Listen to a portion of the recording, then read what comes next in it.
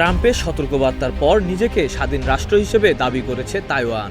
তাইওয়ানের পররাষ্ট্র মন্ত্রণালয় শনিবার এক বিবৃতিতে জানিয়েছে, তাইওয়ান একটি সার্বভৌম ও স্বাধীন গণতান্ত্রিক দেশ।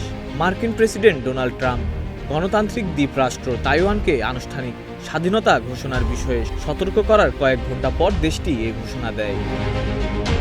তাইওয়ানের পররাষ্ট্র মন্ত্রণালয় এক বিবৃতিতে বলেছে, তাইওয়ান একটি সার্বভৌম ও স্বাধীন গণতান্ত্রিক রাষ্ট্র এবং এটি গণপ্রজাতন্ত্রী চীনের অধীনে নয়।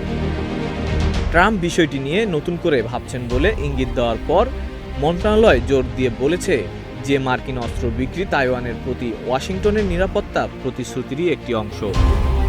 তাইওয়ানের পররাষ্ট্র মন্ত্রণালয়ের বিবৃতিতে আরও বলা হয়, তাইওয়ান ও যুক্তরাষ্ট্রের মধ্যে অস্ত্র বিক্রয় শুধুমাত্র ওয়াশিংটনের নিরাপত্তা প্রতিশ্রুতিরই অংশ নয়, বরং এটি আঞ্চলিক হুমকির বিরুদ্ধে যৌথ প্রতিরোধমূলক ব্যবস্থা হিসেবেও কাজ করে। এই বক্তব্য আসে এমন এক সময়ে যখন ট্রাম্প চীনের প্রেসিডেন্ট শি জিনপিংয়ের সঙ্গে বেইজিং সফর শেষে দেশে ফেরেন।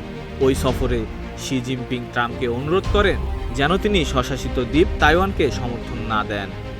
তাইওয়ানকে নিজেদের ভূখণ্ডের অংশ হিসেবে দাবি করে আসছে চীন।